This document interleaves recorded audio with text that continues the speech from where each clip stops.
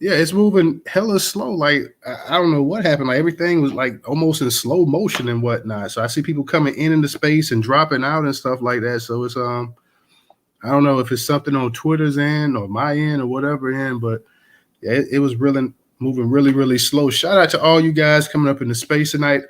I'm hoping that the connection issues are gonna be straight tonight. I don't know what's going on or whatever, but it's already starting off messed up. So I'm hoping that the as the space goes on, everything will be okay. But I see people pop in and out, in and out. So I know it's got to be something in terms of the connection issues here on X.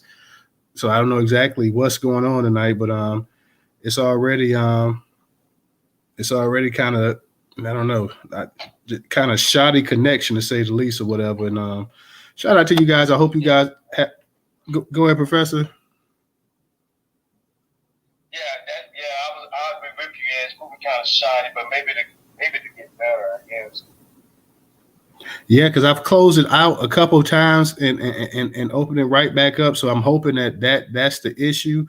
I may try it one more time, but shout out, man. We're gonna be talking about this microphone check tonight. We supposed to have FBA Goddess up in the house as well too, because she actually saw the actual film as well too. Y'all make sure y'all go ahead and retweet the space out. She was gonna give us her opinion and her thoughts on the actual film as well too. I'm hoping that like I say, the connection issues and everything that we're having that'll go away.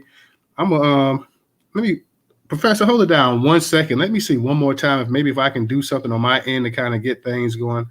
But hold it down for me for 1 second, Professor. Okay, all right. Well, family, tonight you can see what the topic is. I hope everybody.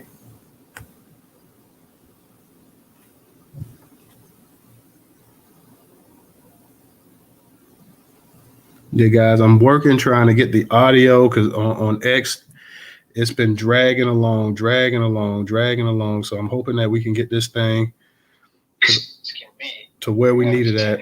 Issues all of a sudden, and seems to happen more often than not with the Black American spaces. So yeah, I don't know what's up, Professor. I'm gonna go ahead and like I said, because this was a space that a lot of people were looking forward to actually talking in as well too. I'm wondering if I should go ahead and just I cleared the cache, but if I should clear the memory in it as well too, if that might help as well too. Hold it down 1 second, Professor. I may see if that might make a difference. I said a lot of our people, they popping in and they popping out, so it's got to be something. So give me 1 second, Professor. Hold it down 1 second. Guys on YouTube, we trying to get this straightened out as well too. You see a lot of people popping in and out. That's when you know something might be going on with these spaces. So we got to make sure that this thing's going to be on and popping like it should, so we can truly have a great space tonight. Like I said, we're looking forward to hearing everybody come up and say what they can say on the topic. But we got to first make sure that the space is going to run smoothly tonight. We've been seeing people coming in but dropping out as soon as they come in. Okay, so I see some people coming back in. Let's hope everybody can stay in here.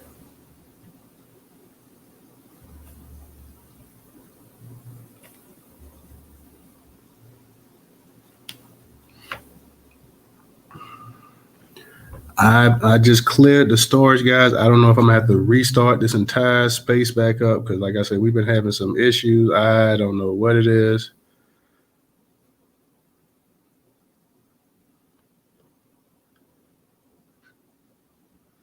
So let me can you hear me, Professor?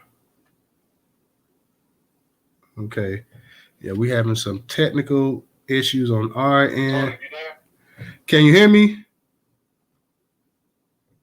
Okay, give me 1 second, guys, while we try to get all of this straightened out.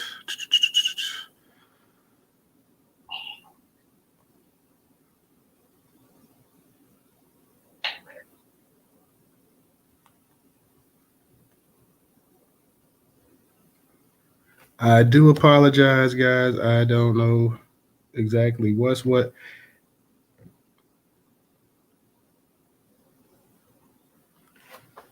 We're trying to get the issues. Professor, can you hear me?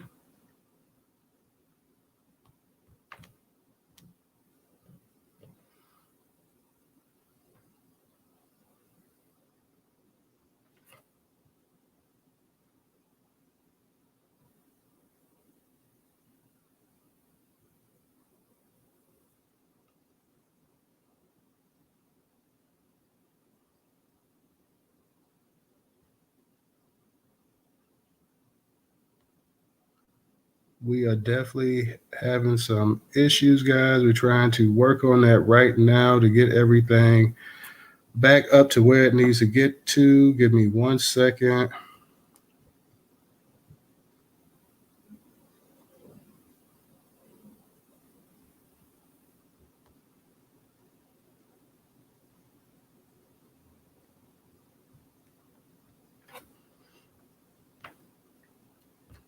Give us 1 second. I don't know what's going on tonight with these X spaces, but it has been pretty janky tonight, guys. So we're trying to work on this right now. We're gonna start into the. Can you hear me?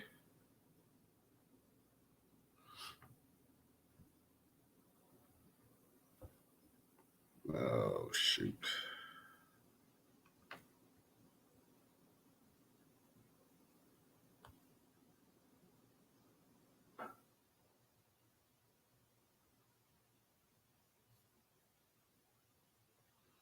Yeah, guys, we're working on the actual sound right now.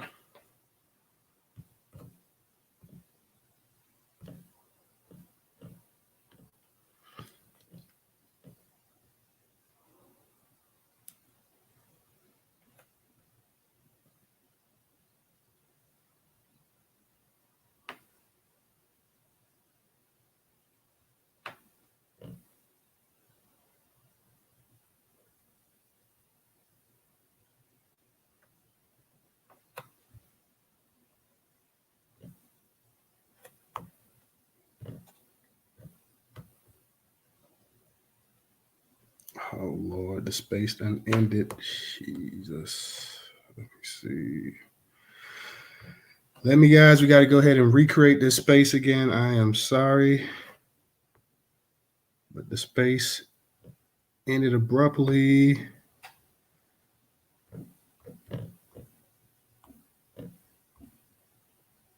Because we was having some technical difficulties.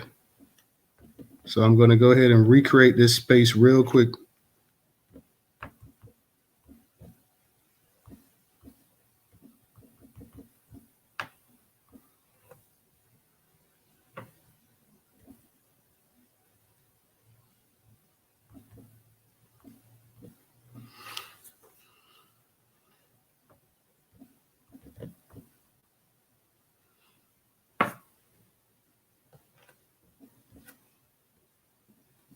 Give me 1 second, guys. We're about to start it. I had to go ahead and restart this space up.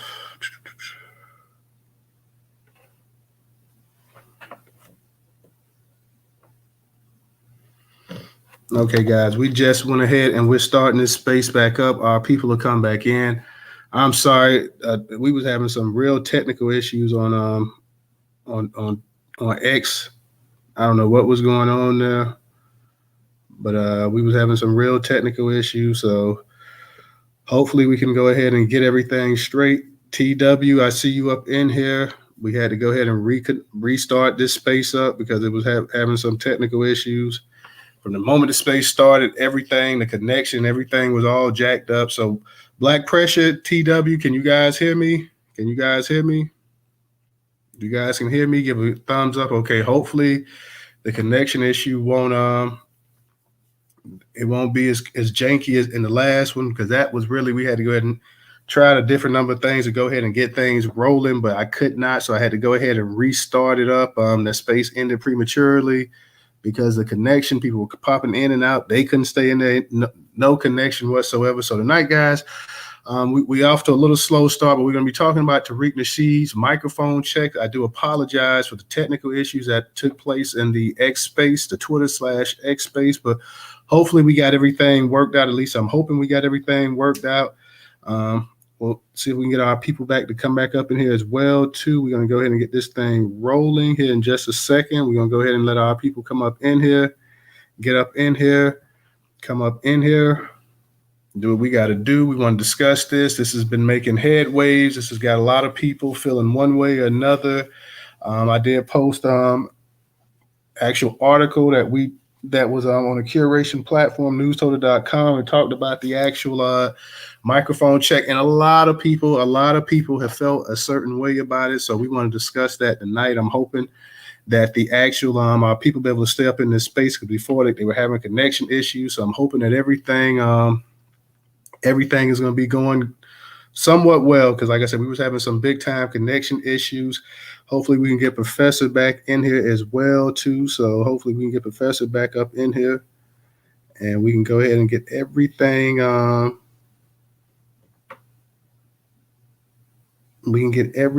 rolling as we had before. Trouble, I'm gonna give you the speakers real quick. Trouble, I just want to see if you guys, how do I sound and whatnot. Because like I said, we was having the other space just ended because it was just big time connection issues and stuff, problems we were having. So I'm hoping that this space here, a bunch of people were getting kicked out. So I want to go ahead and get everything. I know you guys all know that the premiere of Microphone Check debuted I think was it May 23rd in select theaters. A lot of people didn't get a chance to see it. I know a lot of people asking them, was it going to be streamed and everything else and DVDs? I believe so, guys. At this point in time, the only way to see it is to actually be in a certain area at a movie theater that has it. I know New York, California, I believe Atlanta, select areas actually were able to actually premiere the actual movie. So if you guys didn't get a chance to catch it, then you can always catch it on DVD when it streams and everything else as well too. You see, DJ, get you up here because we was having some major technical issues. So now hopefully everything is straight. I'm hoping, because I do. Sounds good, I can hear you. Okay, we was having some connection issues. We couldn't get anything rolling for a second. So I'm glad, Trouble, that we got you up in here, because we was having some major connection issues, but everything looks like it. I had to go ahead and clear the memory and everything, not only cache, but the memory, and that shut the space down. So we had to go ahead and recreate the space. DJ, I see you up here. Professor, I did. Okay, Professor's now co-hosting as well too. So okay, Professor, DJ, how y'all doing tonight? Y'all can hear me pretty well?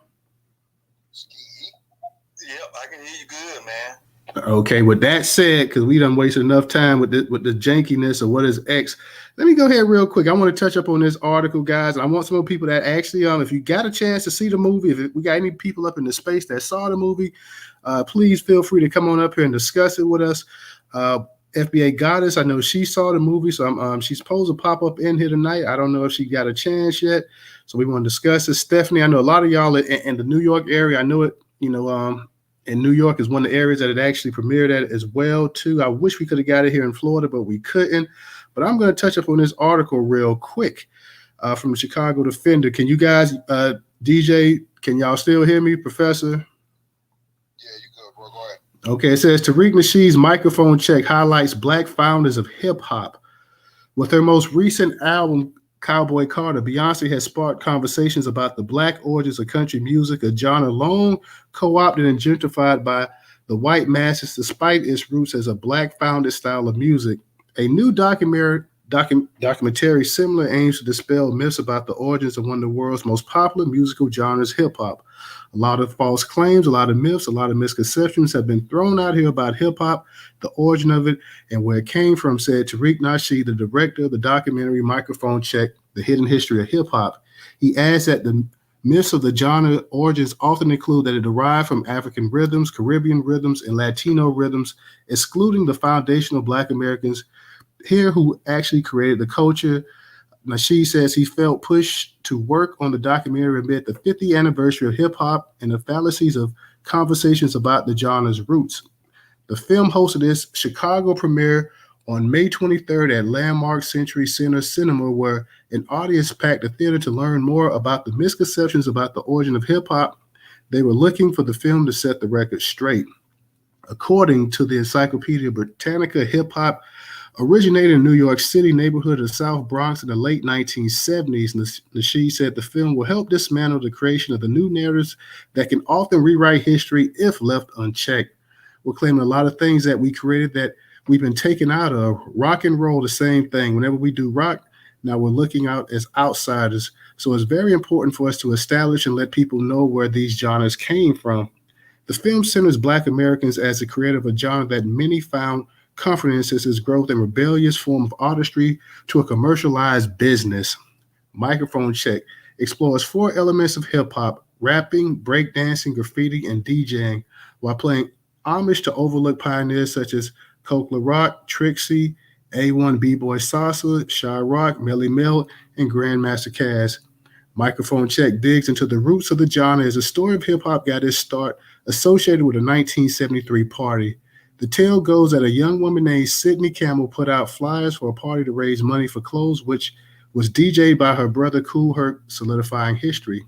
However, hip hop historian Jaquan poses a question: what happened before the party? The documentary chronicles a Black experience and how it contributed to the creation of a musical art form from slavery to Jim Crow and the great migration from southern states such as Mississippi and Tennessee to cities like Detroit, New York, and Chicago. Dispelling tales that the art of rapping stemmed from Jamaica toasting, the film instead tells little-known stories of Black comedians such as Pigmeat Markham from North Carolina, who often rhymed during his performances. Microphone Check also explores how battle rap arose from playing the Dungeons, a game where Blacks poke fun at each other to build tough skin. The documentary centers icons such as James Brown for laying the foundation of hip-hop not only through soul music, but also for his dancing style, which was a predecessor to breakdancing. Perhaps the most polarizing aspect of the film occurs when the narrative that Hispanics were co-creators of hip-hop gets attacked. Shy Rock, a former member of the Funky 4+1, who is credited as the first female MC, described Latinos as the first students of hip-hop who would eventually help push the genre forward and implement new styles established by Black youth. However, she and Nasheed contend they were not pioneers or co-founders of the genre as they were popularly portrayed to be. I want people to really appreciate the truth and respect where the culture came from, because I think it's disrespectful when people come in the game and try to claim things that were created, said Nasheed. As the film focuses on hip-hop's early days, it needs to continually speak on the true origins, can be seen in newer subgenres of hip-hop, such as the Chicago-founded drill music, which many have grown to associate with New York as it grew in the 2010s.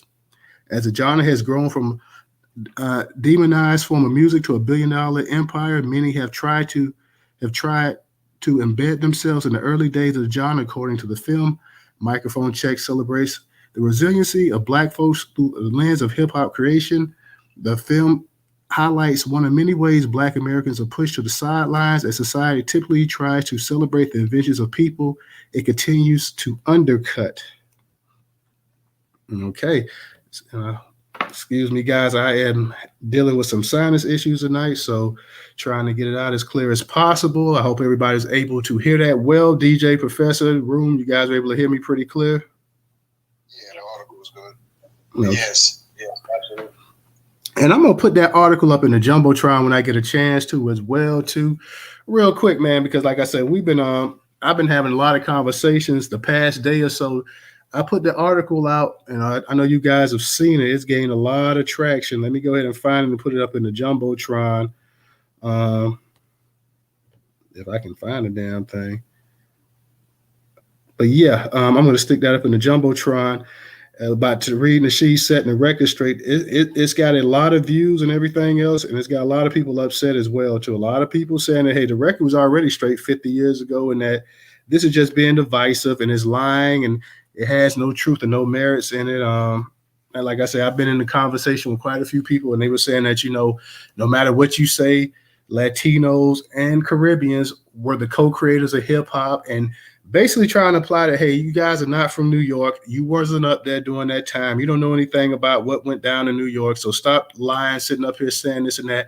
And when I said, well, you got people in the actual documentary that was actually living in New York at the time, was actually some of the early pioneers, MCs, DJs, graffiti artists, b-boy, all this stuff that you're talking about. They were actually right there when this actually situation took place, when the music genre was being created. Are you sitting up here saying that these people also are ignorant, that they don't know what's going on as well too? So now you got this whole narrative that, hey, this is a New York thing, and if you're not from New York, and you were in the 70s, then you don't know what you're talking about. And what I find funny is that a lot of people that's actually commenting on this as well too, saying that, well, this is what New York was about in the 70s and this and that, whatever. A lot of these people were too damn young themselves to even understand exactly what was going on as well too. They've been told second and third hand information as well too. If you was 5 years old, just because you was up in New York in the 70s, don't mean you know exactly how hip hop got started.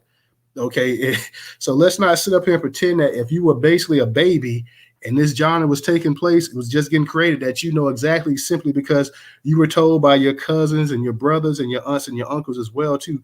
You got people that were actually contributing to the actual art form that sit up here and told you exactly what happened. Herc himself has never said that he created hip hop. He's been bestowed that title. He's been bestowed the title of being a godfather. But this is the thing. Herc was an immigrant who came over here to America. So don't say a kid that was an immigrant came over here and brought all this culture and stuff like that. And that's what I tried to tell people earlier. The immigrant population immersed themselves into Black American culture. Black American culture in the 70s, and I was having a conversation with a couple of cats earlier. Black American culture was the culture, and what was the culture? Black American culture was the Black culture in America. Everybody that came over here to this country, and people were saying, well, it was a melting pot in New York. It was mostly Latinos, and it was Dominicans and Jamaicans. And I'm like, wait a minute. We're talking about the 70s. Black Americans still outnumbered all those groups you're talking about in the 70s in New York City, New York State, and New York City. Say what you want to, that Black Americans, there were more Black Americans than Caribbean Blacks in New York. So don't sit up here saying that, that, yeah, it was a melting pot and we understand this and that or whatever. I say also, let's look at this here too. Black American culture. We're talking about the 70s. We're talking about afros. We're talking about bell bottoms. We're talking about Soul Train. We're talking about R&B. We're talking about soul. We're talking about disco. We're talking about all of this stuff. We're talking about the Black exploitation movies and all this stuff that you're talking about. Don't sit up here and say that, somebody that came from the West Indian, no, West Indian culture was not bigger than Black American culture in the 1970s. Okay. So no, it was in the 1970s, the actual culture to be, if you was Black, because a lot of Black kids that came over here that were immigrants, their parents was immigrant, barely could speak English or whatever, they were trying to immerse themselves with the actual styles that was going on. The actual style that was going on was being Black American. Your afro, your bell bottoms, your afro pick, your oil sheen, Don Cornelius.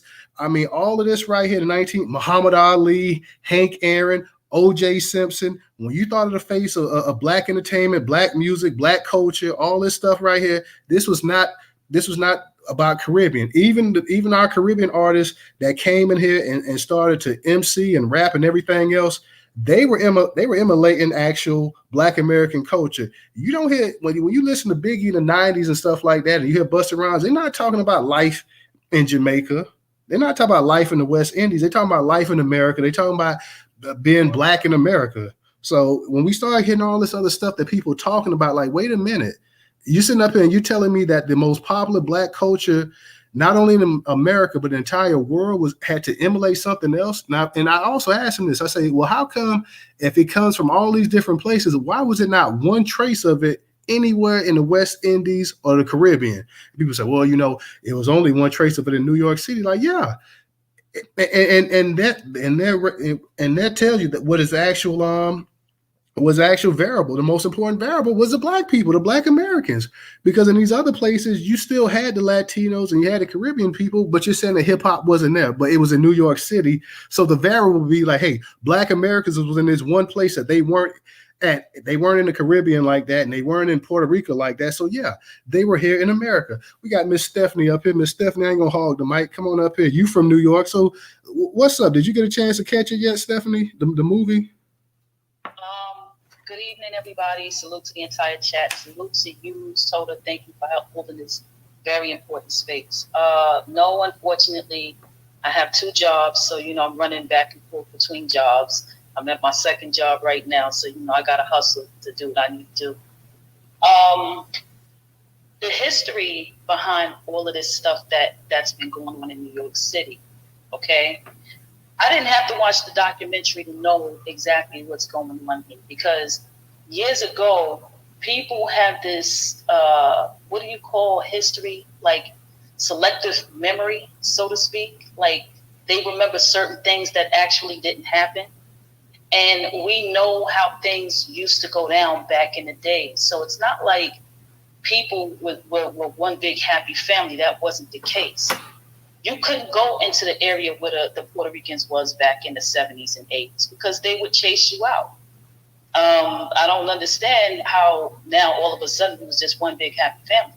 And that's the same thing like with the Caribbeans. You could not go into their neighborhood at that time back in those days. You had one or two that lived in the areas where it was predominantly Black American, yes.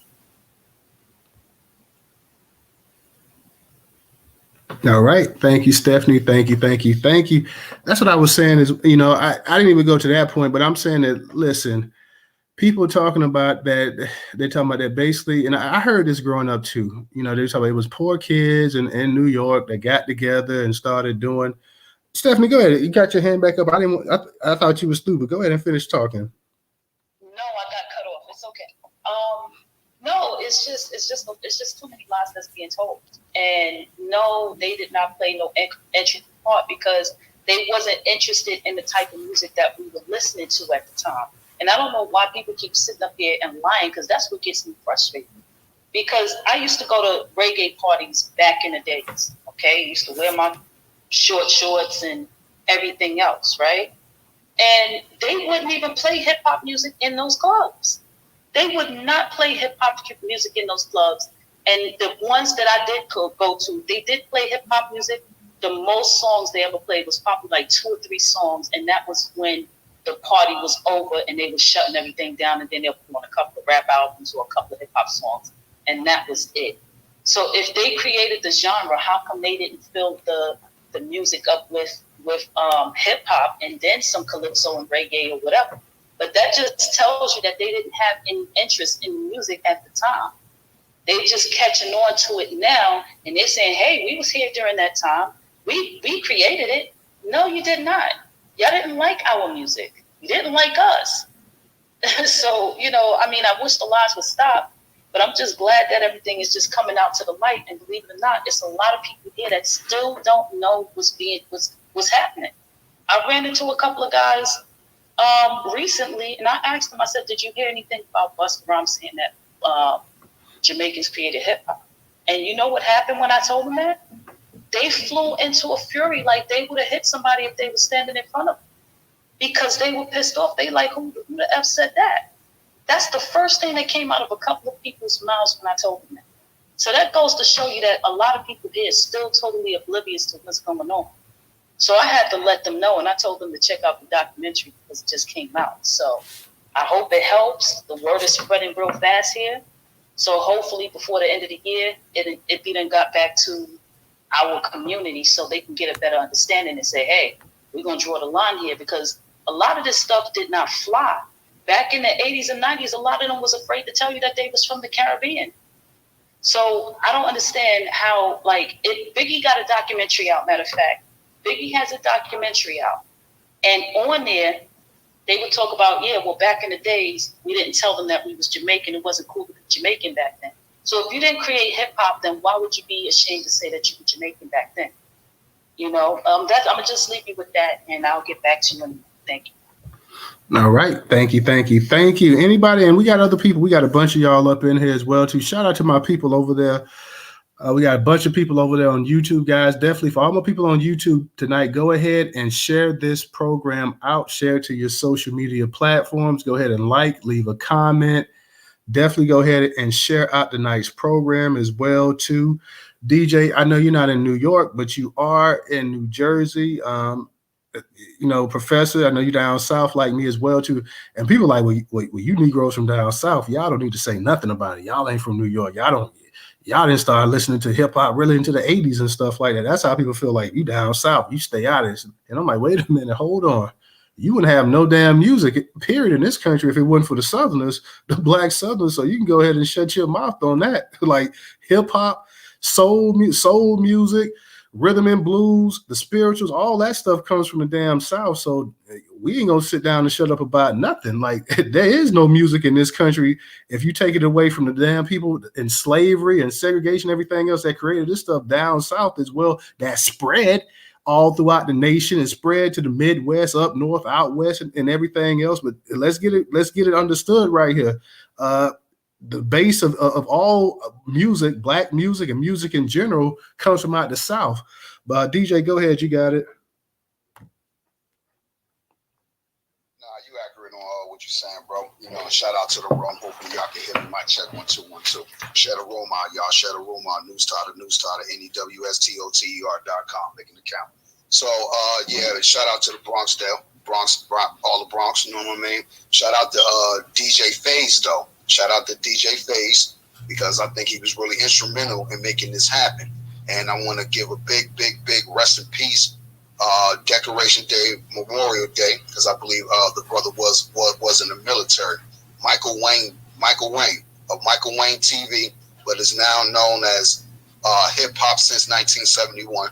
Had to change the name of the YouTube channel after he passed away because family didn't approve of certain folks using their father's name. So rest in peace to Michael Wayne TV.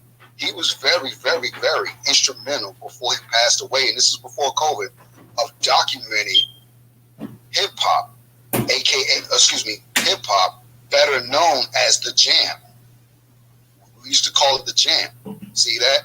And we would go to the Jam, or our peoples in the Bronx would go to the Jam. Oh, when you hear your music on the radio, that's my jam. That's where that came from. Going to the juke joints in the South, all the little barnyard parties. You know what I'm saying? I've been to a couple of those. Down in North Carolina and Georgia. You feel what I'm saying? As a youth, like a little kid in the 80s, I've been in them parties. Well, I ain't even old enough to even be in here. And guess what? We getting down, we break dancing, we two-stepping, we doing all the funky stuff. Everybody dressed up nice, smelling good, looking good, just like at the microphone check premiere. Everybody looking good, you know what I mean? So bless up to Michael Wayne TV. If not for him documenting this stuff, a lot of us probably wouldn't have even had known this stuff, you know what I mean? So he was calling out Bambaataa back then in the late 70s and the 80s, saying like, "Yo, I used to going around nominating Kool Herc as the godfather of hip hop when that ain't hip hop. That's not what we call hip hop." So our folks would go to the jams, and as on their way to the jams, guess what they had to do? They had to go fight the white supremacists. Who was they? The Italians, the Jews. Because on a certain part of the Bronxdale or the Bronx housing projects they was living in, they had to walk to the downtown area. And in order to get there, you got to go through the Italian neighborhood, the Jewish neighborhood, the regular white neighborhood, the Hispanics or whatever the case be, the Spanish people. So our people had to fight these people just to go have a good time. And think about that for a minute. You got to go knuckle up just to go two-step. You know what I'm saying? So when these folks say they invented this, that, and the third, hey, Fat Joe, was your uncle and your father and them there fighting with black people against the Jews and the Italians? I don't think y'all was. You know what I'm saying? Hey, Tether Rhymes, was you there and your family fighting against the Jews and the Italians with the black Americans? I don't think so, but all your stuff is our stuff and all this other stuff, I ain't going to cuss. So, yeah, all these folks is off cold. They tether gang all day. This is why I be saying we ain't going to never stop talking about these people. Tetherville, you know what I mean? So does the rhymes, hip hop didn't come from Jamaica. Toasting is also American. Pete Rock, that's another joker that's off cold, saying hip hop is Jamaican. Or what about the sound systems? Oh, that's American. Y'all didn't even have turntables or no type of radio stations. Y'all was listening to American radio being pinged off Florida. You know what I'm saying? Shout out to Newstoter in Florida now. You know what I mean? Y'all was listening to our stuff. Everything that y'all got came from us. Y'all pioneers say, hey, we tried to imitate the great R&B groups like the Impressions. Y'all know who that is, right? So somebody come up and tell me who's the leader of the Impressions. Then you already know that the music came from us. You know what I'm saying? We was trying to imitate James Brown. You see what I'm saying? And all the great R&B soul groups. We was trying to be Aretha Franklin. You know what I mean? That's what we was trying to be because that's what we was listening to. You go over to Africa, it's the same thing. They was two-stepping to our stuff.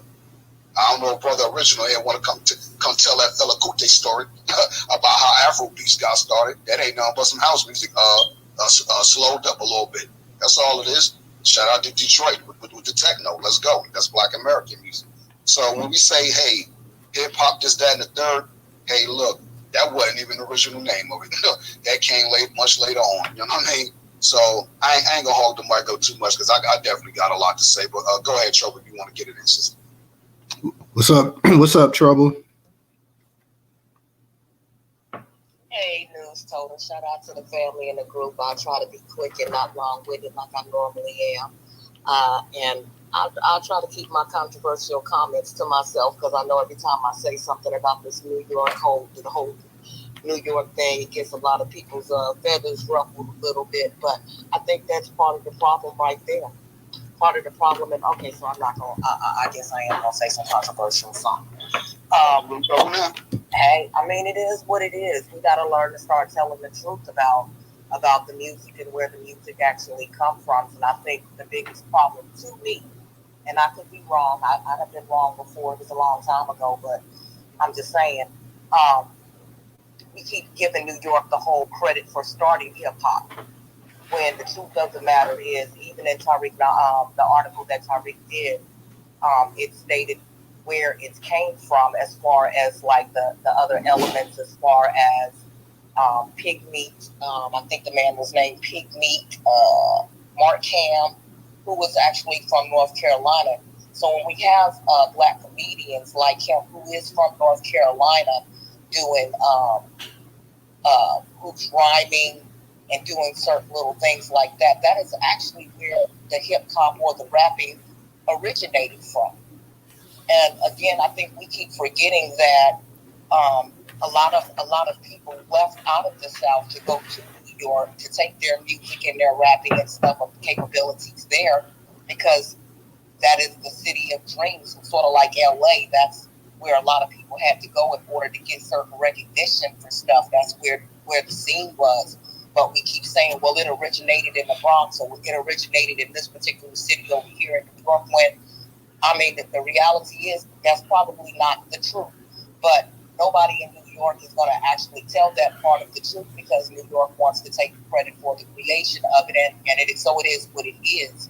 But the origins of it originated in the South, and I'm just going to say that.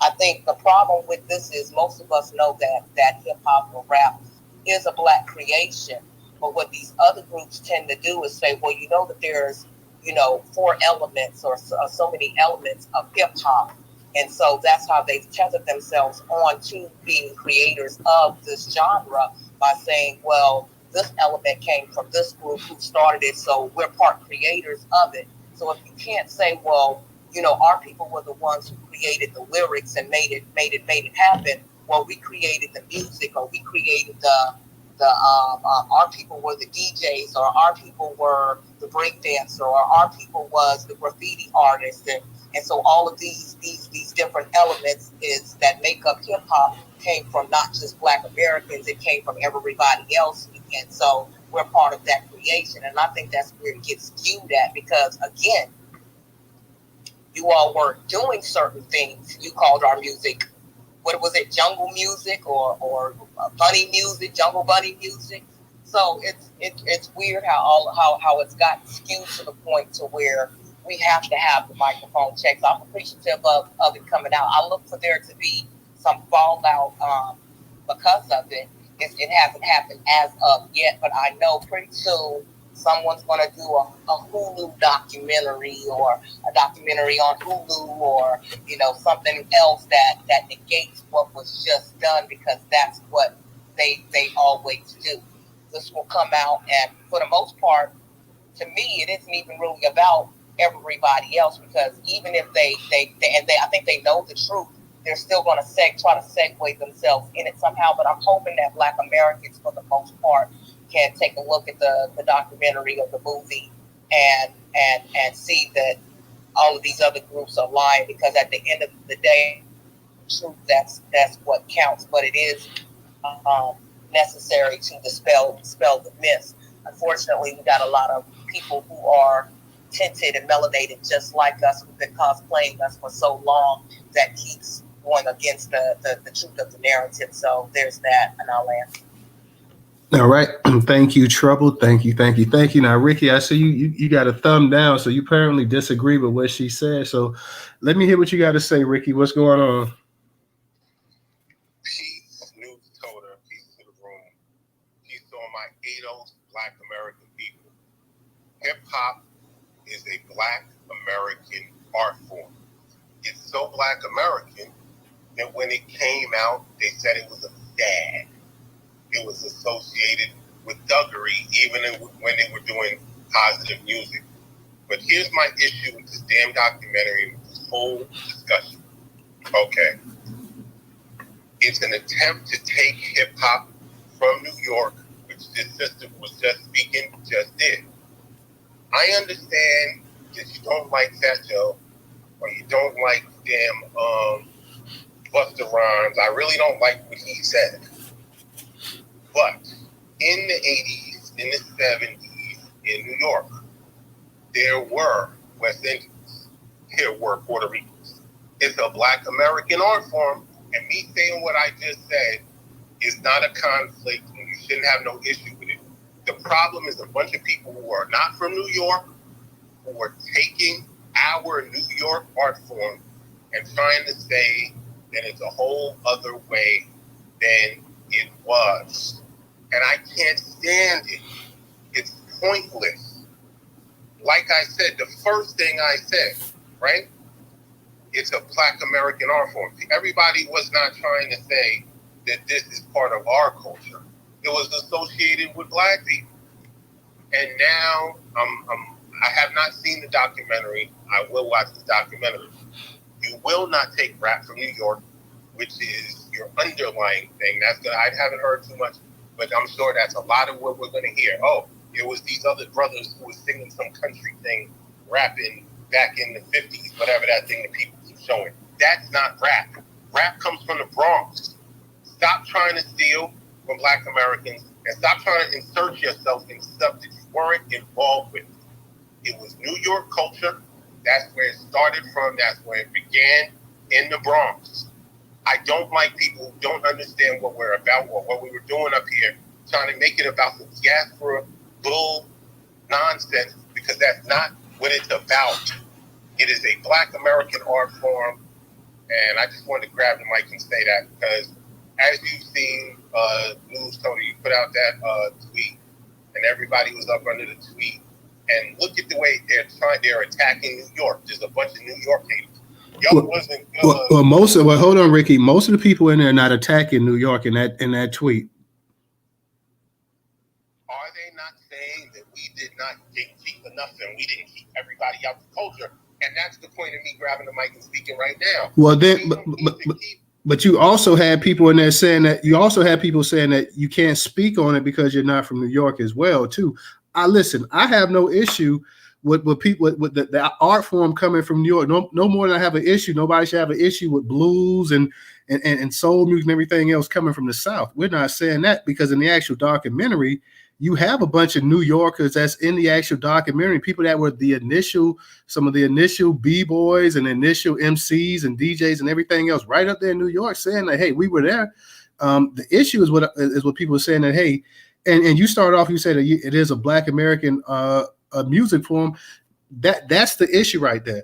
I don't have an issue. Growing up, I always thought that, hip hop came from New York. I don't have an issue. I'm here in Florida. The issue is that in being a kid in the 80s and stuff like that, just down here in Florida, in South Florida, growing up in South Florida, most Jamaicans in the 80s didn't listen to hip hop like that. Most Caribbean people didn't listen to hip hop like that. Now, I know it could have been different in New York, but the thing, what I'm saying is that you got people, yes, and this is what the thing too. People are looking at New York in 2024 instead of looking at New York in 1965, 1970. They're sitting here saying that, yeah, it was a huge West Indian population, and the West Indians and the Black people got together. And no, here's the thing, and I said that before in that tweet. There were there were much more Black Americans in New York than there was West Indians.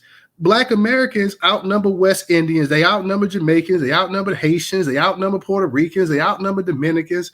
Black American culture, in terms of Black people in this country, was the culture. So Black Americans didn't copy Jamaican culture and say, you know what, you guys got it popping over there. Let us go ahead and take this from you and borrow this from you and this and that. No. Jamaicans and everybody else came over here, saw what Black America was doing, used to watch Soul Train, used to grow their hair out to get the afros, the bell bottoms, the afro picks. They had the Jackson 5 albums and everything else, the Temptations, the Four Tops. No, the culture was Black American. And not only that, when we look at all of these samples, when you hear when you rappers alike, the first sample comes off of what? Okay, all of this music, James Brown, the most sampled artist, Parliament Funkadelic, how many samples? They weren't sampling reggae music or salsa music. They weren't sampling African music.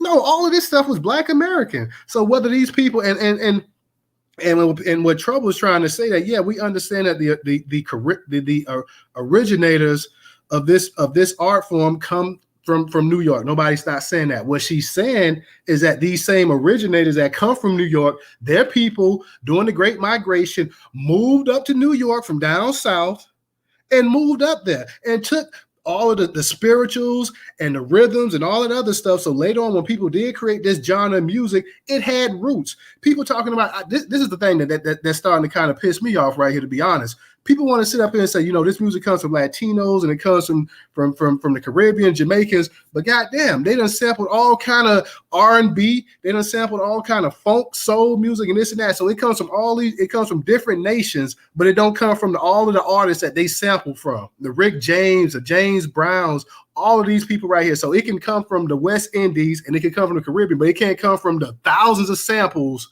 because let's be for real, a whole lot. If you go ahead and you look at people talk about Biggie, how many songs did Biggie sample from the Isley Brothers and from the Barge and them and the rest of them? So yeah, it does.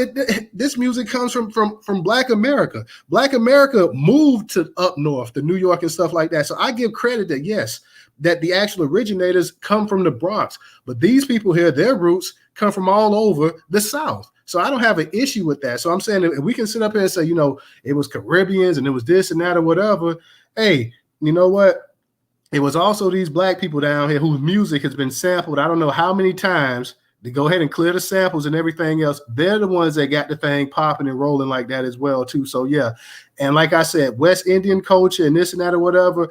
I was down south here and I seen exactly the way a lot of Caribbeans, they immerse themselves into Black culture, the baggy pants, the hip hop outfits, and this and that or whatever stuff that they weren't wearing, that Black Americans are wearing. They say, hey, we see the way y'all getting y'all hair faded up. We see the way y'all doing this and that or whatever. We want to do that as well too. So, you know, that's the way things are. So, you know, I don't think Trouble's trying to take directly the credit from New York. She's just saying that it's funny that we can go ahead and talk about the roots of all these other people that weren't even listening to it. And we can go back and I've used this example before. We can go back to the Do the Right Thing movie where you got Radio Raheem coming down the street with the Puerto Ricans and they playing their music and he's playing Fight the Power.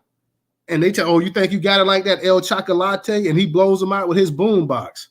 So let's just be for real right here. Like, yeah, it was a Black American creation. But go ahead, Ricky.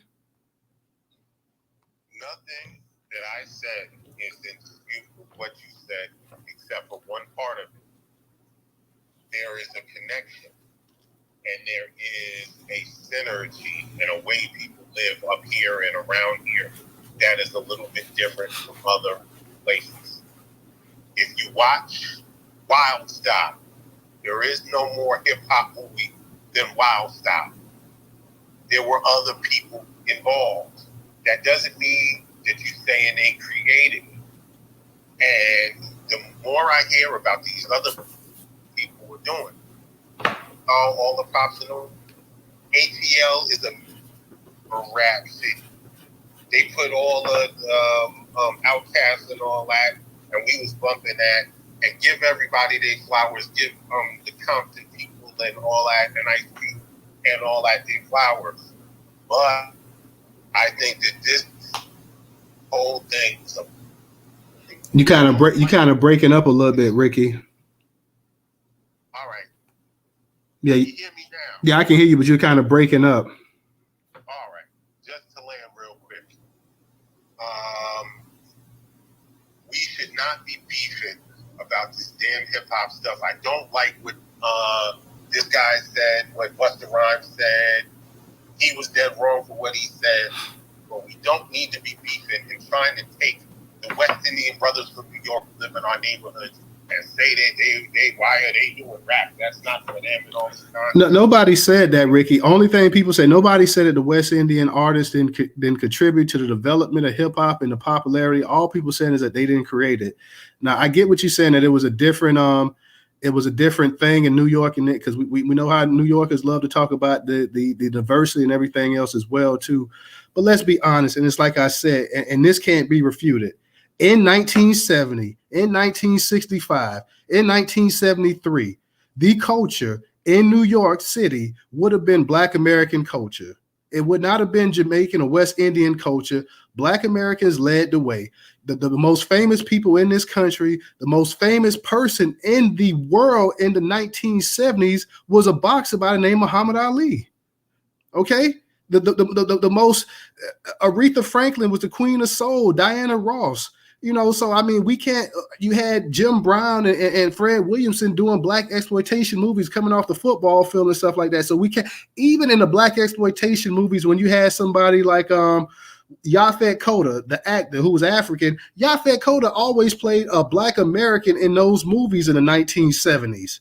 So if we're going to sit up here and be that, yes, we're not saying that West Indians did not have something to do with the popularity of it. We're saying that if we look at the actual track record, of West Indians and Latinos and their music and the creations of their music genres compared to Black Americans, we can see that one group clearly head and shoulders had more actual creations of musical genres, popular musical genres, than any other group. And that people would be Black Americans. So I'm not sitting up here taking anything. Nobody said that West Indians shouldn't be rapping or Latinos shouldn't be rapping. I don't even say that white people shouldn't be rapping. All we're saying is that whenever Black Americans create something, somehow it always gets divided into, okay, well, y'all didn't do this by yourself. You had help, or you're not really the original originators. These people helped equally and this and that. And the same thing with hip hop as well, too. Black people are the ones that create the most popular musical genres in this country. No group, no diaspora group in the world has a richer, deeper history and recorded history of making music classics the way Black people have too. So that's all we're saying. We're not saying that, hey, now, like I said, I don't know what the thing that, I don't know exactly if you may have an issue with Tariq Nasheed or whatever, but I'm just saying right here, in terms of the actual creation of Black music or whatever, hell, Black people have a right to claim it because, if you go to these islands and you start trying to claim their music, they're going to say something about you as well, too. So, yeah, and I think that's the issue that over the past 20 years, you've seen a lot of people that weren't Black Americans that became mega stars in hip hop that people feel like, well, hey, we got as much right to say that this is our creation as anybody else. And people saying, well, hey, that's not true. We're the ones that actually created this, and we're the ones that actually took it to that level. And you guys came in and you contributed, and you left an invaluable amount of contributions to it. But you're not the actual creator of the actual genre of the art form. Now that's pissed a lot of people off, and hey, it is what it is. But that's my personal opinion on it. Ricky, I'm gonna let you go ahead and say something real quick, and then we'll get to the other speakers. Pretty much all of what you said, and thank you for the mic. And it is a Black American art form. How Black American is, they said it was a bag. They didn't even cover it and give it awards. And now people are saying that, oh, all these other people were claiming it. I was there back then. And I'm going to look forward to watching this movie or watching this documentary. And I support Brother Tariq. And once again, thank you for the mic. Peace. All right. Thank you, Ricky. Let me get to I'm gonna get to you, Trouble, and Stephanie. Let me get to the new speaker, Big Boda. I just want to address Ricky since he called me out on that, and I really gotta go. custody. My sister made her transition some years ago, so I spent some time with my nieces and nephews before I have to take them home. So can I go right quick, Tober? Yeah, go ahead real quick, Trouble. Okay, so thank you, Tober, for verbalizing what I wasn't able to do, and putting it how it actually was, what I meant. It is a Black American art form, and so for Ricky to suggest that, well, people are trying to take from the Bronx, I'm sorry, but again, that's the whole problem right there. It's a Black American art form. It doesn't belong to the Bronx, so can't nobody take what you don't own. It was a Black American thing. You had a lot of people who came from other areas that maybe ended up in the Bronx that contributed to that. So if you're not going to give them their credit, you can't just take their credit and then claim it as your own, because you're doing the same thing the Tellers is doing. So there's that. And I'm pretty much just going to leave it there. Totally, you summed it up perfectly, and I appreciate that. But there's a lot of arrogance and ego that comes from a lot of people that come from up north, where you don't want to give anybody anything. So when you mad, see my ass. Don't interrupt. I didn't interrupt you. Don't interrupt me. I'm getting ready to get off mine because you're going to piss me all the way off. And I got other things that I have on my mind. I don't have you, Ricky, on my mind. Okay? Thank you. There's an arrogance and an egotism that comes from certain places. It's just like in LA, in California. It's just like over in New York, where y'all don't want nobody to tell y'all about y'all's town. No, you don't live here, so you can't speak on it, but y'all have no problem with speaking on the South. You have no problem with speaking on the South and not giving the South the proper accolades that the South deserves, but you don't want nobody to speak on your own towns. Y'all was in New York, just like in LA, allowing these other people that come from other nations to be a part of something that they wasn't a part of. Oh, well, we allowed them to say the word nigga because, they was a part of it, and you got to understand the culture, where you gave the culture away, and now you're trying to act like you didn't. Now we got to go through all of this mess with who was where, who was what, who did what, who didn't, and you got to own it. And if you don't own it, then that's on you. But the rest of us, we knowing what time it is. The rest of us understand clearly what it is. So you don't have to own it, brother, because it's there. And I land my plane right there. Y'all have a good night. All right, Trouble, you have a good night as well, too. Big Boda, go ahead and unmute your mic. Somebody else speaking now. No, go ahead, Big Boda, you got it. All right, cool. So, I was at the movie premiere, man, out here in Detroit.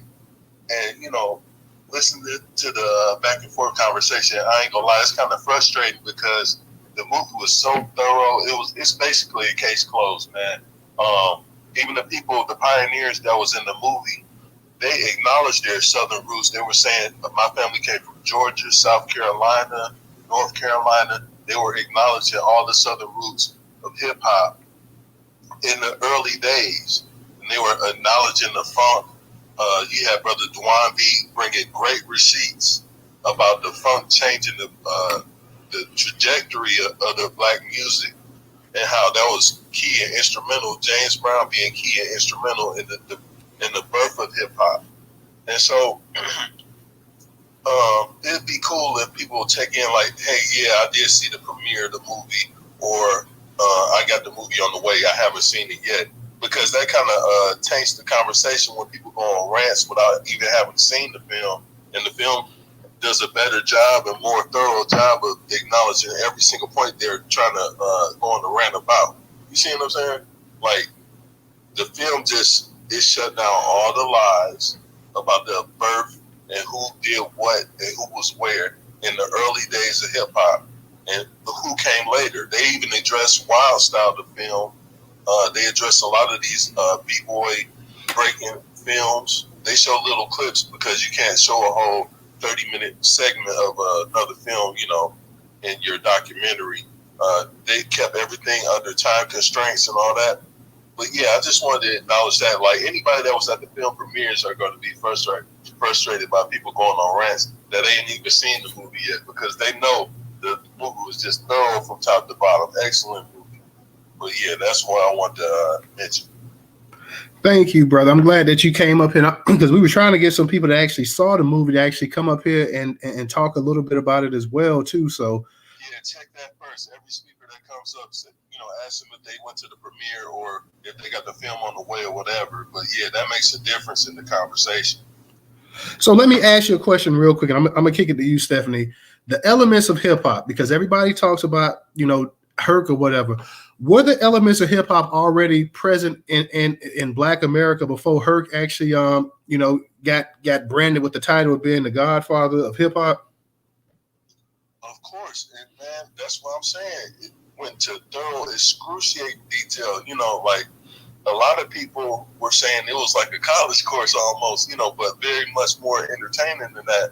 As far as like the elements of hip hop that were being practiced before Herc even came on the scene, and just all the pioneers of each different area of hip hop, they were saying how it developed, and they gave a timeline pretty much where you could time stamp every single moment that gave birth to hip hop. Like I was here in 1973, I was here in 1972. This happened in 1974. You see what I'm saying? Real talk, real talk. I'm glad that you came up here and said that. Like I say, I'm not disputing anybody's contributions to the actual art form. Black people, we didn't create the NBA or the NFL, but yet no one can dispute our actual contributions to these sports. We didn't create boxing, but no one can dispute our actual contributions to it. So that's all we're saying, that, hey, we're not saying that you guys haven't contributed significantly to the development and the success and the popularity of hip hop. We're just saying that you're not the actual creators and the founders of it. That's all we're saying. I don't care how many people talk about, it was West Indians up here and this and that. And I told this dude earlier, and I got tired of him babbling or whatever. Like, look, pull out the census from the 1970s and show me the actual population of Black Americans and West Indians in New York City. Well, no, you're a news outlet. No, you're the one talking about this. You show it to me, because I guarantee you Black Americans outnumbered West Indians and Puerto Ricans big time in New York City. People keep saying this and that or whatever. When you're talking about all of the actual, people forget that the 1970s is the most imitated era of all time. Whenever people, even in the 90s, they were doing throwbacks to the 70s and stuff like that. Hell, the Afro even made a comeback in the 1970s. In the 1970s, when you think about all of the Black culture, you think about Black Americans. Simple as that. So to sit up here and say that, yeah, New York is a melting pot and this and that or whatever, I don't care if it's a melting pot or not. The actual people that had the clout, the actual people that people looked up to, the actual people that they emulated and copied were Black Americans. Straight up. Hey, let me mention this, man, because out here in Detroit, at the movie premiere, the movie theater owner, I'm not going to specifically put it on him, but they kind of tried to suppress the film. They wouldn't put the marquee up for the movie where they say, in big words, microphone check is, on the display here. They put digital production. And so nobody would know that was microphone check by just looking at digital production as you driving up to the theater. So, it's pretty much a concerted effort for us not to take hold of our own culture and, say that we did create this. It was us specifically. Now, other people came later, and they gave the specific timeline in the film of the people that came later. And, it might be a good idea to, after everybody has access to the film, because they're already on sale now, the microphone check copies, make this space again once people have access to the film, because that changes the whole conversation. The debate back and forth about, other groups and stuff, that's pretty much over. You see what I'm saying? Because they gave all the receipts is there. Yeah, I appreciate you coming up in here and getting it in tonight as well too. You're gonna have people no matter what the receipts. Let's be honest, you're gonna have people that's gonna disagree regardless. You're gonna have people that's gonna be in their feelings one way or another.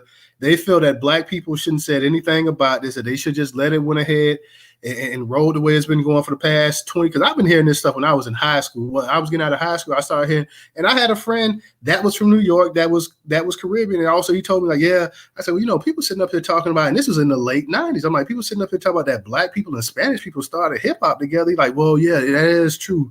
I'm like, no, it's not. I told him that, like, no, it's not true. Yeah, you're gonna have people people still trying to go against the grain, but after this film, it's going to look embarrassing. It's really going to be embarrassing, man. Because like I said, the receipts are so thorough. You had people that was nearby that Latino saying how anti-black they were as far as when the hip hop was first starting. You had Latino groups trying to, beat up folks outside the parties and stuff like that. And, they were calling some of them the Nazis because they had swastikas on their gang jacket. This is absurd. Stay on your microphone. Stay on your microphone. Whoever that was, come off again. You're getting dropped. Stay on your microphone. Oh, I think it was Brother Ricky that was speaking, but Ricky, I think Ricky's upset about this documentary. Yeah, they showed the pictures of the specific Latin gangs that was in New York that had swastikas on their jackets. That's why they called them the Nazis. Like, they wasn't calling themselves the Nazis, but they had a whole bunch of swastikas as their gang art design. You see what I'm saying? They showed it. I appreciate that, brother. Let me go ahead and get back to Stephanie. I see Black Pressure. You up here. Professor, DJ, we got you. Anybody else in the listener section, come on up here, share your thoughts. Feel free to come on up here and speak. Go ahead, Stephanie. You can let Professor and Black Pressure go. I will. Hey, let me say this one thing real quick then. So, Big Boat, I appreciate everything you said when you talk about receipts. So get right here in the purple chat. Again, you can see a lot of the receipts that are more or less in microphone check on the Hip Hop Since 1972 YouTube channel, better known as the Michael Wayne TV show, or formerly the Michael Wayne TV show. Rest in peace to Michael Wayne. His brother was on a Rock Newman show calling out Bambaataa. Yep. Real talk. Go look at that channel in the YouTube, but look at the thumbnails. You ain't got to look at the videos right away, but just look at the thumbnails and that'll tell you that this is all Black American stuff, Ricky. No Caribbeans involved, though. You know what I'm saying? Barely even Cool Hercus. He'll tell you when I came here from Jamaica, they was already partying in the park. I had the big speakers in it. I wanted to be involved. You know what I'm saying? He said that himself 1,000 times. Go ahead, though. Yeah, they were saying in the film, like, back then they didn't have no internet and Spotify and stuff like that to be hearing no Jamaican music and stuff. And they were showing specifically how the Jamaicans was getting our records, our classic funk records and stuff like that, and taking it over to Jamaica. And that's how some of the stuff from reggae was born, imitating like our doo-wop singers and all that stuff way back in the day. You see what I'm saying? The Jamaicans was admitting this in the film, so it's not somebody hearsay or made up stuff, from a biased standpoint. You hear it from the horse's mouth. And that's one thing I give credit to Tariq for, is he goes into excruciating detail doing research to where you can't deny the facts that's right in front of you. He cites the sources on the screen for you. So all the research work is pretty much done. It's up to you to look at the books that's referenced, the music records and stuff they play. Like, I say give it like 10 seconds of the music, because of copyright constraints and stuff, but they do show what they're referencing. So it's no confusion. Big Boy, let me ask you a question, bro, because since you have seen the documentary or the movie, do they go into details about, because, Caribbeans and Jamaicans want to say they played a significant part in sharing this with us. Do they talk about them contributing to it, not being necessarily ones who set up the music because Black Americans did that? This is our music. But do they talk about the contributions side of it, such as dancing, that type, as far as on the hip hop side? Because I know the Caribbeans have contributed a lot to dancing, with the twerking and all of that. So do they speak on that side of it? Well, you got to remember, a lot of these people, these are the pioneers that came in the early, mid, and late 70s, some of them. And back then, the Jamaicans wasn't really influencing no parts of hip-hop like that. Now, Busta Rhymes and all these people came way later than the birth of hip-hop. You see what I'm saying? So that's why, the part that the Jamaicans were in, they were saying about how they had access to our music, from bringing it over through importing it back to Jamaica from us. You see what I'm saying? Okay, good. Because it sounds like then really everything was basically set up by us, and then everybody else just kind of joined in later on down the road, is what it sounds like. Yeah, well, specifically with the Puerto Ricans, man, you know, like I said, it was so much anti-black specific racism in New York at that time period that they showed, you know, receipts for it back in the day, man. You know, any Latinos that did come over, they got clowned by their people, or, you know, like ostracized for their people for hanging out with the blacks, the Morenos, or whatever they call this. You know, they be having all these slurs and stuff for us, you know. But yeah, if they went over to hang out with us and try to study in the b-boying and stuff, you know, they was getting in trouble with their Latino family in New York. All right. So they were sprinkled in the audience, though. The early hip hop parties, they were sprinkled in the audience, but they wasn't influencing nothing. They wasn't on stage, and that's what the pioneers were saying. Big brother, look, I gotta tell you, bro, I'm so glad you came up here, man, because you're giving us all a perspective from somebody that has actually seen it. So that's why I'm glad you came up, and I'm glad you. Yeah, I was hoping.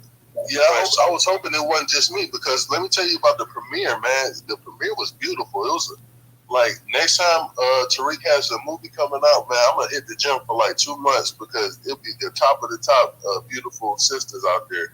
But yeah, it was like that. It was BET Awards fine. Mac lessons. Well, I'm just saying, like the environment with the black empowerment mindset was heavy in there. You know, people also positivity vibe. It was beautiful, man. And when you see the film, when you guys see the film for yourself, you're going to wish you went to the premiere. You're going to wish, because you're going to see the parts that you know everybody was clapping about. Lord Jamar did an excellent job. You know, now, my only criticism with the film was, you know, when Lord Jamar was going off, sometimes he got to cussing crazy. You know, he was cussing like the sailor. I'm like, all these babies in here, man. But it takes that. Jersey nigga. It takes that, because you know you have us being robbed of our culture and our history, and so of course somebody's gonna be upset at that was actually there in the early days. So I get it. All right, appreciate that, big Bada. We got a couple new speakers up here: the Hard Black Truth and DJ Fadero. I don't know if one of y'all want to speak. DJ Professor, I'm gonna let y'all hold it down for me for 1 second. If one of you guys want to speak, go ahead and we'll get to you. Hey, I know Sister Stephanie had her hand up for a minute too, but I know she had work. So whoever, I guess, grab it first got it at the moment. Unless it's DJ Vidro or the Hard Black Truth, y'all want to speak. If not, we're going to get on to the next hands. Mic check 1 2 1 2. Okay, I'm here. DJ Vidro. Go ahead. All right, thanks. I'm from the city. I was at the 10 o'clock show. I came and just wanted to give my little input on the history. My pops is foundational. His mother's Puerto Rican, and my mother is foundational. So I grew up in the era there where there wasn't. I talk to the old heads because I'm a DJ, and they tell me, all the older DJs, because they dealt with some of the popular DJs, that was some of them that was mentioned in the movie, and none of them was around when hip hop started. They folks call hip hop like jungle music, especially the Puerto Ricans. Because me, I could be identified as black or Puerto Rican, so they'll feel comfortable talking around me and say stuff about black people that normally they wouldn't say in front of black people. And the Puerto Ricans really didn't like hip hop, and they kept their kids from actually participating. They kept us from like going into the house, you know, like where you play with kids. A lot of the time they wouldn't let us in. You know what I'm saying? And the Caribbean people over there, because I lived in Crown Heights, in the area where they predominantly at. It wasn't over there back then. They actually took over the parade that used to be the Eastern Parkway Parade, was the Black American Parade. And after so many years, they took it over. So it's from the old heads that I know and talked to, because I know a lot of old DJs who, that's how I got my equipment. A lot of the old DJs, like the disco DJs, retired, and then they gave me their equipment, or they sold it off to me. And a lot of them, and I would ask them, because after hearing that, I was like, hey, what's going on with the Caribbean? They said, nah, they said There wasn't even enough of them around. This is Brooklyn. They wasn't around like that in that time. And they were calling the Puerto Ricans, not Nazis, but Germans, because they moved like Nazis. That was the name they used to say, the Germans, even in jail. That's when the old heads tell me they call them the Germans, because they moved quiet like Nazis. So they wasn't, everything he said was true, and all the roots came from down south. So all of that with the Jamaicans and them creating, they contribute after, as well as the Puerto Ricans, because the Jamaicans didn't identify themselves. Buster back in the days didn't say who he was. If you look at everybody, they waited to after they got comfortable and they had got their numbers up, then they started coming out saying, be from the island and all of this stuff like that. But they wasn't identifying themselves that way early on in hip hop. If you look at Fife, all the people who you look at who have mixed or have Caribbean roots, Buster ain't never do that. Go back to leaders of the new school. He never said where he was from until they got their numbers up in New York. They flooded Easter Parkway, Flatbush, Crown Heights, Canarsie with the Haitians, and then when they got their numbers big, that's when everybody started claiming where they was from. So Tariq is spot on, and they didn't start no hip hop. That's trash. So I just wanted to land right there. Yeah, for sure, man. I appreciate that info for sure, brother. You know what I mean? That's good information. I sent you a follow and come up to our social platform. We're looking for black DJs to curate our blogs up there. So make sure to follow Newstoter as well. So y'all see how different it's a different perspective from somebody that went to the premiere or seen the movie, man. It'll change you. Yeah, for sure. So with that being said, too, Big Baller, that's what I'm saying. You know, I'm rest in peace to Michael Wayne TV. Shout out to DJ Face. You know what I'm saying? Get right here in the purple chat if you really want to get a glimpse of what you thought the premiere would have, or the film microphone check might look like. Because I'm almost positive, because I saw DJ Face at the New York premiere through the pictures. Shout out there. You know, he got the purple suit on. Purple rain, you know what I mean? For those that know, you know what I mean? That's the soul power right there color, you know what I mean? So again, get in the purple chat right here. I put a whole bunch of posts right here, and I ain't gonna be long-winded with the talk, but like this one right here. DJ Face tribute to Distill King Mario on the park. Shout out to that. You know what I mean? Or let me go past a couple of these right here. Extending the breakbeats did not start hip hop. Again, watch these documentaries. The origin of the biggest hip hop myth, Big Daddy Kane, Kool Herc, did not combine elements himself. So, and Daddy Kane was, bigging up Kool Herc on the Drink Champs. Now you got to debunk that, man. You know what I mean? What's another one right here? Let me go and scroll through a little bit because I put a lot here. Michael Eric Dyson, scholarly brother. We already understand. Hey, I'm back just to let y'all know, but go ahead. For sure.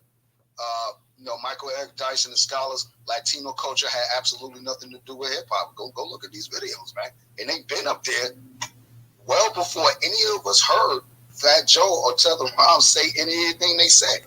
Because they were saying it under their tongue. But guess what? Our folks that were elders, like Michael Wayne and them, they was hearing that and like, hold on a minute, yo. So we thank God for technology, you know what I'm saying, in these little YouTube, Facebooks, whatever it is, Twitters, that we could pick up a phone and just start recording now and say, hey, look, you lying, bro, because y'all wasn't there. And if y'all was there, and shout out to DJ Face for saying this because this is funny. You was watching me whoop-de-whoop on the tables. You know what I'm saying? You was watching me do backspins on the cardboard and all this other stuff. You didn't create anything. You wasn't even in the mix like that. So when Ricky was saying, you got to give West Indians credit. No, you don't. You know what I'm saying? No, you don't. You give credit to those individuals that contributed. You feel what I'm saying? DJ Charlie Chase, Whip, Crazy Legs. You feel what I'm saying? Those who you give credit to. You give credit to Everlasting, House of Pain. I like those records. You feel what I'm saying? You can shout out, everyone that's folks did Puerto Rican. Light-skinned brother, I can't think of his name. He's Spanish, straight up. And nobody... Prince Market D. Right. He Puerto Rican straight up, but nobody knew that. But except for the folks more or less that lived in New York and throughout the tri-state, more or less, nobody knew that. Damn, I never knew that. Mike, man, somebody got me. No, I said I never knew that. Yeah, for sure. You know what I mean? Who else? MC Search, third base. Shout out to Search, white boy. If it wasn't for him, you would not know who Nas was. They found Nas at the barbecue jam, rapping. You know what I'm saying? As a little kid. So it's like, yeah, we could give credit to those individuals that came in, helped mold and shape. Y'all hear me say this all the time. You could give credit to the Akai Corporation. They created one of the first drum machines. Well, Roland did, but Akai perfected it. You know what I'm saying, with the MPC. So you can give some credit to Akai and them Japanese electronic makers like Roland, Akai, Yamaha. They made some of the greatest instruments of all time. Yeah, give credit to those folks. But they didn't invent the actual technique. You feel what I'm saying? That's what the problem is. You know what I mean? And they don't understand that. So you're going to have to show me the Curtis Blow of Puerto Rico. Show me the DMX of Cuba. You know, y'all can't even show us the fact that 50 Cent of Africa. That don't even exist. But go ahead. I ain't going to hold them like no. Hey, real quick. Get in that chat, man. Hey, real quick. Did the Hard Black Truth, did he come up and say anything when I was gone? He was up there. I don't even know. Hey, I want to see you. No, okay. After you coming up. Yeah, he was up there. I don't even know. I'm over here just talking, but I ain't even looking at the phone like that. Go ahead, though. Okay. Go ahead, Stephanie. Okay. No, I just wanted to respond to DJ Pedro. They also used to call Puerto Ricans back in the days, they used to call them Puerto Ricans and Puerto Rocks because of their, at that time, blatant racism against Black Americans in that area. And look, just to mention someone mentioned the dancing. I think that was you, Professor, saying there was showing like any of the dance or how we danced inside of the microphone check. So that's another thing that our folks call it Latinos. We terrible with the jokes, yo. Hate those jokes, knackers. So the Latinos, you know what I'm saying, didn't create no break dancing. They come from Black Americans, you know what I'm saying? And what Puerto Ricans consider. No, not the break dancing, not the break dance. I was talking about the twerking part of it. Yeah, I know that too. But that's all Black American stuff. A lot of folks want to say, hey, look, the twerking come from the Tetherknackers, but guess what was the twerking song? Chubby Checker, Twist. Come on, baby, let's do it. They was gyrating their hips and their buns. That come from us, bro. All modern day music is Black American. Yeah, I wouldn't say the twist. I wouldn't say the twist is the precursor to twerking. Now, if you said now going back to the 60s when they had this one particular. No, hold on. Let me finish. Let me finish.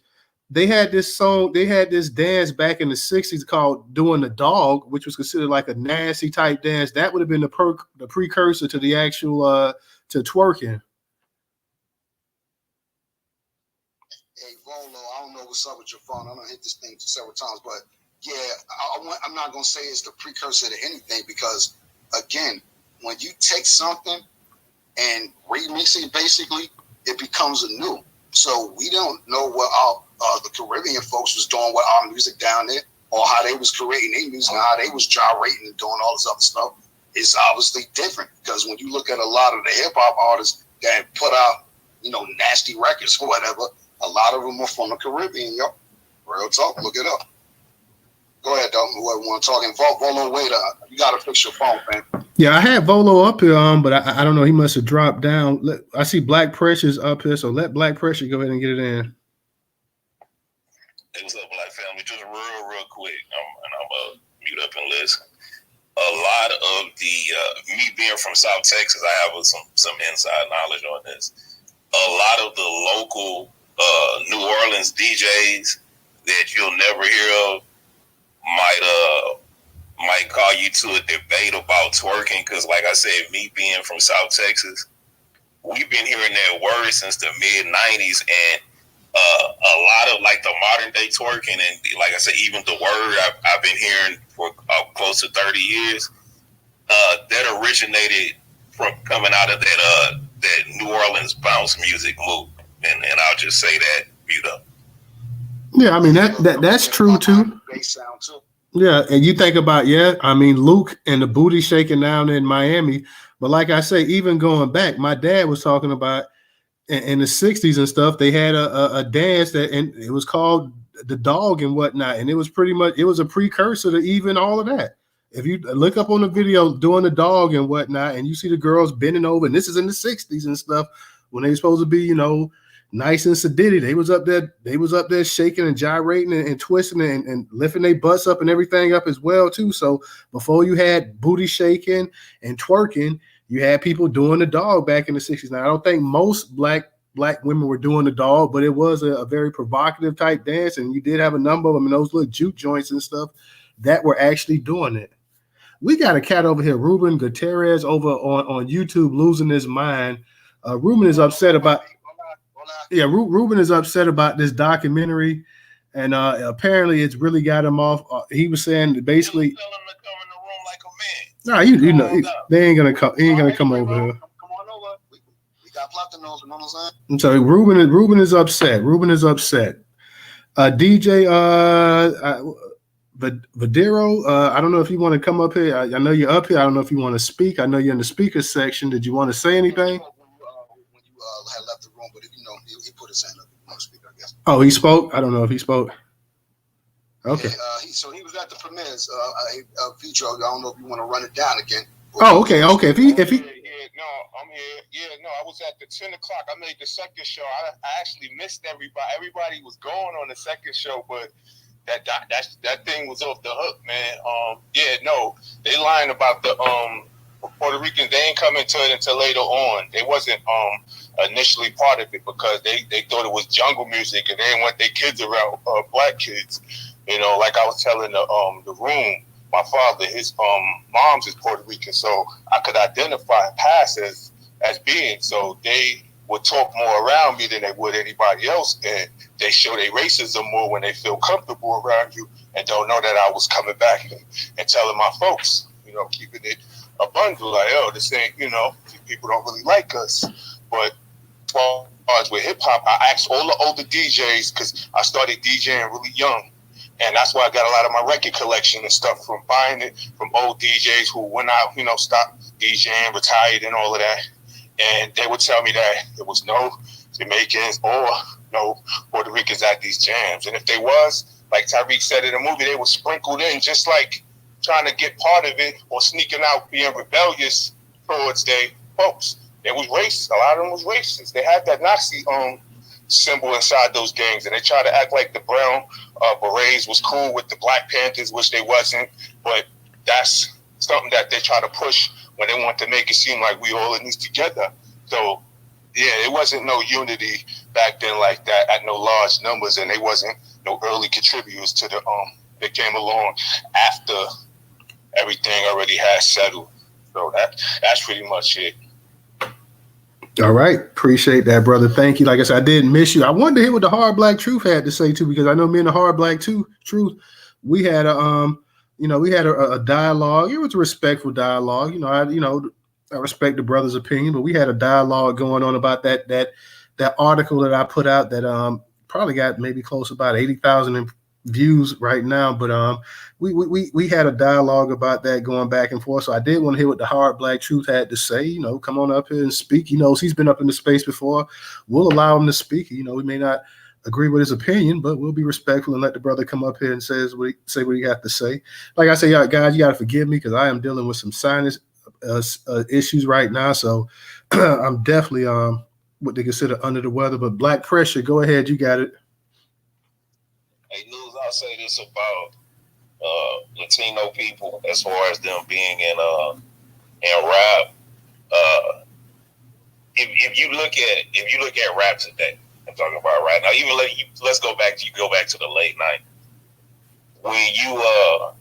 when you see the Latino demographic and their contribution to I won't even say rap, more hip hop. But if you look at them today, like late '90s up to today, if you look at all the genres of rap, and like I say, look at the Latinos, what genre that they copy.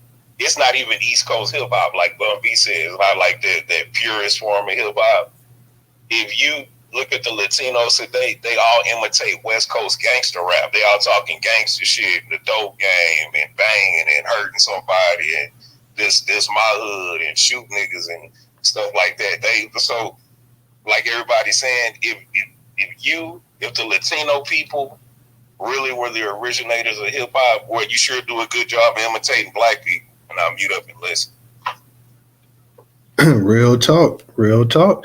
We got a bunch of our people down here in the listeners section. Y'all come on up here, even if you haven't seen the movie yet. Because let's be for real, it was only in a select theater, so all of us we didn't get a chance to see it. I want to see it, but couldn't get a chance to see it, so I have to wait till we stream it. They stream it, or they sell the actual DVDs of it. But definitely people come on up here for those that want to speak. We want to hear what you got to say about it. We had a space months ago when this movie was actually getting ready before when they made the word that it was going to be coming out, and we had a good space on it, and a nice conversation has been good. And I would like to hear people I like to hear different opinions on the actual title as well too. I wouldn't mind having other people come up here that may say, hey, you know what, I don't like the idea of this movie coming out or whatever. So if you feel a certain way, like I say, hey, fine, come on up here and share your thoughts on it.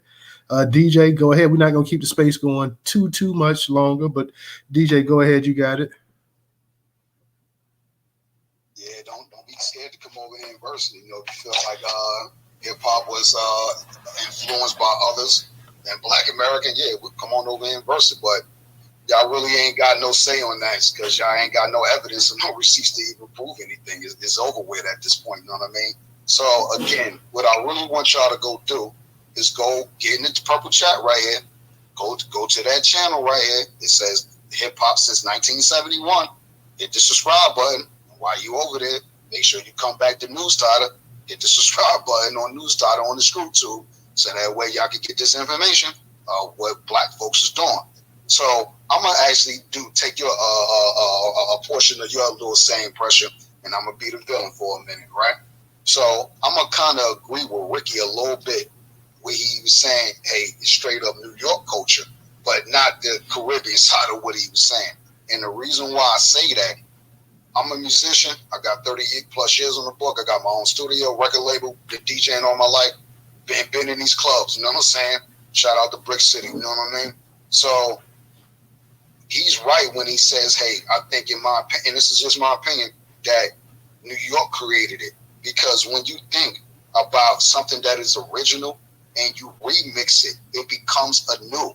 It's federally mandated as a copyright. That's what a copyright is. When you remix something of original work, it becomes anew. So therefore, meaning you are the creator or owner of that said body of work, even though you might have to give credit to the original creator. So what I would like to know, who is y'all Mount Rushmore of hip hop? Who do y'all consider the Mount Rushmore of hip hop? Now I got Pig Meat Markham up there. I got Rudy Ray Moore, aka Dolomite, you know what I'm saying? Because, we got to tell our jokes. We be snapping. That's where a lot of this battle rap stuff come from. Got to get your jokes off. I got James Brown, and I got Lynn Collins up there, yo. That's the first female rapper, in my opinion, / person that was doing her thing. So, Pig Meat Markham, Rudy Ray Moore, James Brown, and Lynn Collins. That's my Mount Rushmore. But I got some other folks that need to slide up in there too, like the Jubilaries, the Last Poets, Gil Scott Heron. You know what I'm saying? There's a lot of folks you could throw up in there that was hip hopping in a way. You know what I'm saying? And spitting bars and rapping, or maybe doing certain beats off the top of their head and beatboxing. And if we had a camera in the 50s and 60s, we probably would have, hip hop probably would have came before that. You know what I'm saying? But even with that being said, again, our folks in the late 60s and early 70s did not call hip hop. It was called the jam. You know what I'm saying? And it was no type of structure, anything to it. It's just that, hey, we going to the jam, the club, the juke joint, the spot, the bar, whatever, the restaurant, whatever it was, our folks called it. You know what I'm saying? We going to the jam. And when we at the jam, the DJ is playing James Brown records. Which record is our favorite record? Say it loud. I'm black and I'm proud. So as they're saying that, or James Brown is saying that through the record, and he gets to the point James Brown hit you with the bridge. Say it loud, soul power, power to the people, power to the people. Our folks that were in the Bronx, aka the Black Spades, were saying spade power. So they was remixing it. You know what I'm saying? Now it's a new. Remember Disco King Mario, yes, he's from the South, and he came to the North, to New York, like most of our folks did. Our families, both sides. They from North Carolina, South Carolina, and Georgia areas. You know what I'm saying? And some of Virginia. Real shit, you know what I'm saying, on my father's side, you know what I mean? And my grandfather on my mother's side, you know what I mean? So what I want y'all to go do is look up these other documentaries, not just Microphone Check. Go look up these other documentaries called Rise Up North. Rise Up North. Rise Up North.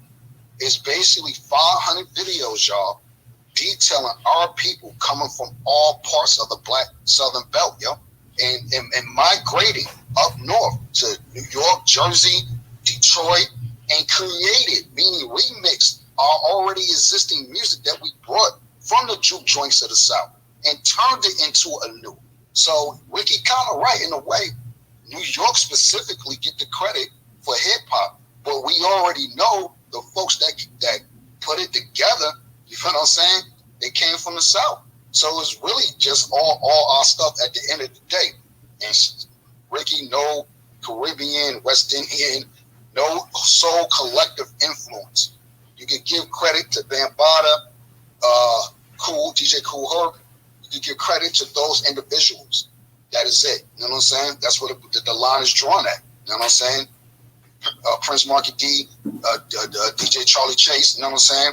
Whip a Whip, you know what I'm saying? You can give credit to Cypress Hill for being like one of the first Spanish type Mexican, you know what I'm saying, hip hop groups that's very popular. Everybody loves Cypress Hill, you know what I'm saying? So you can give them credit, but we ain't giving all of Venezuela credit. You know what I'm saying? We're not giving all of Brazil credit. No, because otherwise you're going to have to show me the Cypress Hills that came before Cypress Hill. That don't exist, man. But go ahead, Steph. You got it, sister. Okay. The term that they used to use before they called it hip hop was rapping. They used to call it rapping music, rapping or rap. Because a lot of the street hustlers back in the days used to use that term rap, or they say, "Oh, we just rapping." It's like their way of saying we just talking or we just kicking it or shooting breeze or whatever.